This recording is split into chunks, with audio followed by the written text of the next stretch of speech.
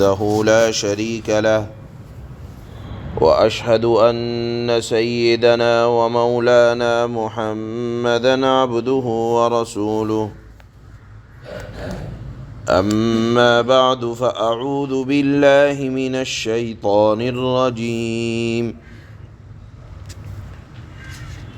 بسم الله الرحمن الرحيم ومنهم من يستمع إليك حتى إذا خرجوا من عندك قالوا للذين أوتوا العلم ماذا قال آنفا أولئك الذين طبع الله على قلوبهم واتبعوا أهواءهم والذين اهتدوا زادهم هدى وآتاهم تقواهم فهل ينظرون إلا الساعة أن تأتيهم بغتة فقد جاء أشراطها فأنى لهم إذا جاءتهم ذكراهم فاعلم أنه لا إله إلا الله واستغفر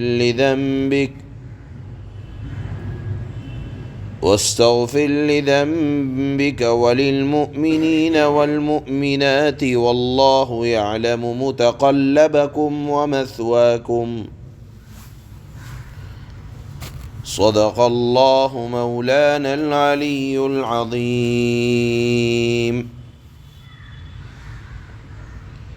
کل کی آیات میں اللہ پاک نے یہ مضمون ارشاد فرمایا تھا کہ اہل جنت کو جنت میں جو مادی نعمتیں ملیں گی ان مادی نعمتوں کے اندر فنا نہیں ہوگا، یعنی اگر شہد کی نعمت ملی، پانی کی نعمت ملی، دودھ کی نعمت ملی یا بہترین مشروب کی نعمت ملی تو وہ چیزیں ایسی نہیں ہوں گی کہ جیسے پانی خراب ہو جاتا ہے،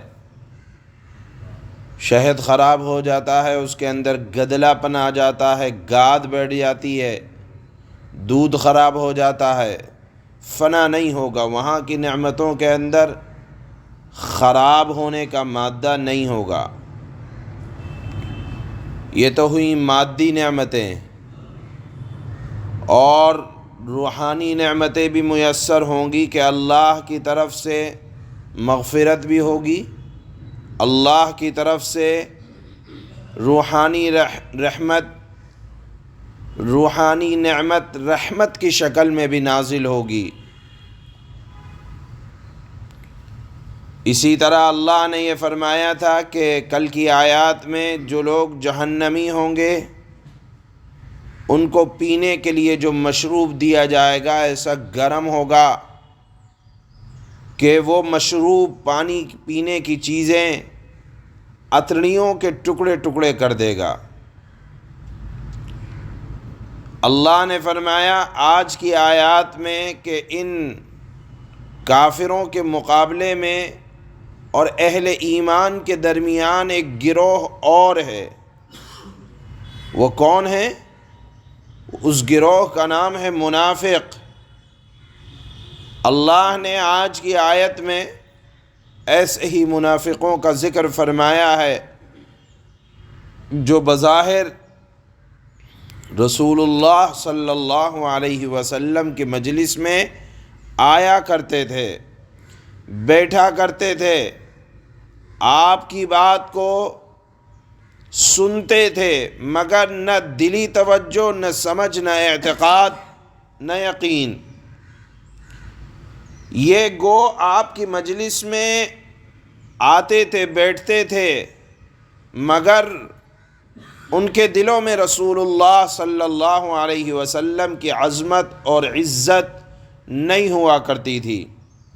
چہرے بشرے سے تو بظاہر یہ مسلمان لگا کرتے تھے، مگر جب یہ رسول اللہ صلی اللہ علیہ وسلم کی مجلس سے اٹھ کر جاتے تو آپس میں ایک دوسرے سے بات کرتے. کیا کہا رسول اللہ نے، کیا کہا؟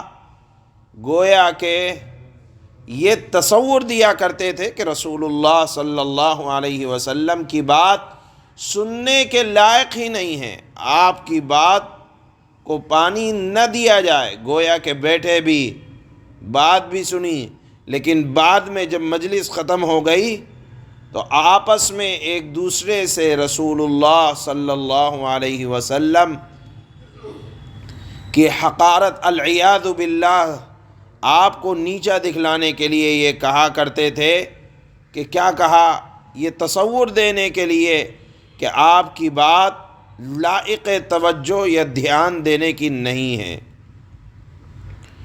اللہ نے، علماء نے یہاں ایک جملہ ارشاد فرمایا ہے کہ اگر بیٹھنے والے کے دل میں اعتقاد اور کچھ سیکھنے کا جذبہ نہ ہو تو بڑے سے بڑے مرشد کی صحبت فائدہ نہیں دیتی. اگر آدمی کچھ سیکھنے کے جذبے سے بیٹھے تو فائدہ ہوتا ہے، اگر آدمی اپنی اصلاح کی غرض سے بیٹھے تو فائدہ ہوتا ہے. دیکھیں رسول اللہ کے پاس منافق بھی آیا کرتے تھے، لیکن اپنی اصلاح مقصود نہیں ہوتی تھی، بلکہ آپ کی باتوں کی تحقیر ہوا کرتی تھی. تو اللہ نے فرمایا ایسے لوگوں کے متعلق آج کی آیت میں، اولئک الذین طبع اللہ، اللہ نے ان کی نادانی کے سبب ان کے دلوں پر مہر لگا دی. اب یہ رسول اللہ کے پاس بھی بیٹھیں تب بھی ان کو فائدہ نہیں ہو سکتا. کیوں؟ واتبعوا اہواءہم، انہوں نے اپنی خواہشات نفسانی کی پیروی کی ہے. گویا کہ جس کو اپنے سدھار کی توفیق نہ ملے اور وہ اپنے بغض میں یا رسول اللہ کے بغض میں بڑھتا چلا جائے تو اللہ کی طرف سے بھی دھتکار دیا جاتا ہے.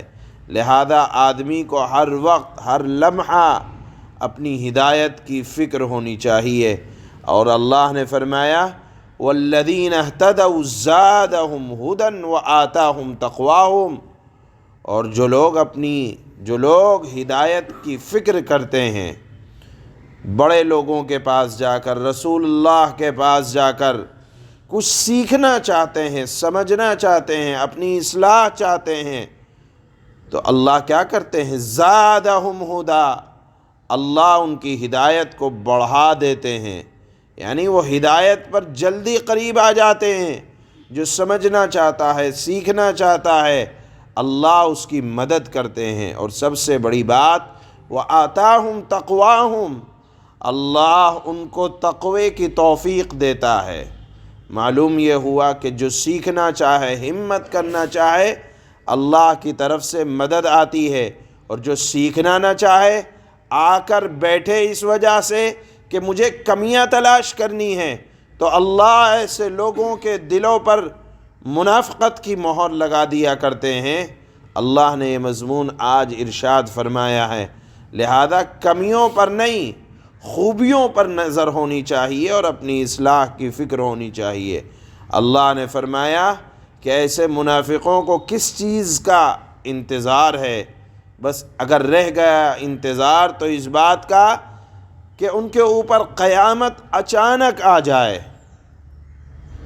موت آ جائے اور دیکھ لیں اپنی آنکھوں سے، اور دیکھ لیں اللہ کے یہاں رسول اللہ کا مرتبہ. اللہ نے فرمایا کہ قیامت تو اچانک آ جائے گی، اور قیامت کا کیا انتظار؟ دیکھ لو اس کی علامتیں تو پوری ہو رہی ہیں. فقط جاء اشراطها، قیامت کی علامتیں تو ظاہر ہو چکی ہیں. قیامت کی سب سے بڑی علامت اللہ کے نبی صلی اللہ علیہ وسلم نے ارشاد فرمایا کہ میرا ظہور ہے. یعنی اللہ کے نبی کا آنا یہ خود قیامت کی علامت ہے کہ اب اللہ کے نبی صلی اللہ علیہ وسلم کے بعد کوئی نیا نبی نہیں آئے گا، قیامت آئے گی سیدھے. ایک مرتبہ اللہ کے نبی نے، خود حدیث میں آتا ہے کہ اللہ کے نبی نے فرمایا کہ میرے اور قیامت کے درمیان بس اتنا فاصلہ ہے، یہ بڑی انگلی اور شہادت کی انگلی کو اٹھایا اور پھر فرمایا کہ دیکھو جس طرح بڑی انگلی پہلے آگے نکلی ہوئی ہے اور شہادت کی انگلی ذرا نیچے ہے، بس اتنا سا فاصلہ ہے میرے اور قیامت کے درمیان۔ خود اللہ کے نبی نے فرمایا کہ میرا آنا قیامت سے پہلے یہ قیامت کی علامت ہے کہ اب تیاری کر لو، دنیا کے خاتمے کا وقت آ چکا ہے۔ اسی طرح اور بہت سی علامتیں اللہ نے آج کی آیت میں بھی فرمایا، اور ہم اور آپ دن رات دیکھتے رہتے ہیں کہ اللہ کے نبی نے جو علامت قیامت کی بیان فرمائی ہیں۔ مثال کے طور پر لوگ نبوت کا دعویٰ کریں گے، قیامت کی علامتوں میں سے یہ بھی ہے کہ نبوت کے دعوے کیے جاتے رہیں گے۔ بہرحال اللہ نے فرمایا کہ قیامت کے بارے میں کیا پوچھتے ہو، وہ تو اچانک آ جائے گی، البتہ یہ ہے کہ اس کی علامتیں پوری ہو رہی ہیں۔ فَأَنَّى لَهُمْ إِذَا جَاءَتْهُمْ ذِكْرَاهُمْ، اور جب قیامت آئے گی تو سمجھنا سمجھانا میسر نہ آئے گا، لہذا ابھی علامتیں دیکھ کر، ابھی نشانیاں دیکھ کر جان لو، گناہوں سے توبہ کر لو۔ اور اللہ نے خود اپنے حبیب سے فرمایا وَاسْتَغْفِرْ لِذَنْبِكَ، آپ اپنے گناہوں پر استغفار کرتے رہیں۔ ظاہر ہے انبیاء معصوم ہوا کرتے ہیں، ان سے غلطی نہیں ہوتی، پھر اللہ فرما رہے ہیں امت کو تعلیم دینے کے لیے کہ اللہ نے جب اپنے حبیب سے کہا کہ آپ گناہوں کی استغفار مغفرت چاہتے رہیں، تو امتیوں کو کتنی ذمہ داری ہے کہ وہ اپنے اللہ سے اپنی مغفرت کی بھیک مانگتے رہیں۔ اللہ نے فرمایا یاد رکھو اللہ یعلم متقلبکم ومثواکم، اللہ تعالیٰ ایسا نہیں ہے کہ اگر تم اللہ سے مغفرت چاہو اور تم سمجھو کہ اللہ کو ہمارا استغفار پہنچے گا یا نہیں پہنچے گا۔ اللہ نے فرمایا تمہارے چلنے پھرنے رہنے سہنے کی ساری خبر اللہ رکھتا ہے، اللہ کے پاس جہالت نہیں ہے، علم ہے۔ اس بات کا بھی اظہار اللہ نے آج کی آخر کی آیت کے ایک ٹکڑے میں فرمایا ہے۔ چنانچہ اللہ منافقوں کے حالات بیان کرتے ہوئے ارشاد فرماتے ہیں وَمِنْهُمْ مَنْ يَسْتَمِعُ إِلَيْكَ حَتَّى إِذَا خَرَجُوا مِنْ عِنْدِكَ قَالُوا لِلَّذِينَ أُوتُوا الْعِلْمَ مَاذَا قَالَ آنِفًا أُولَئِكَ الَّذِينَ طَبَعَ اللَّهُ عَلَى قُلُوبِهِمْ وَاتَّبَعُوا أَهْوَاءَهُمْ۔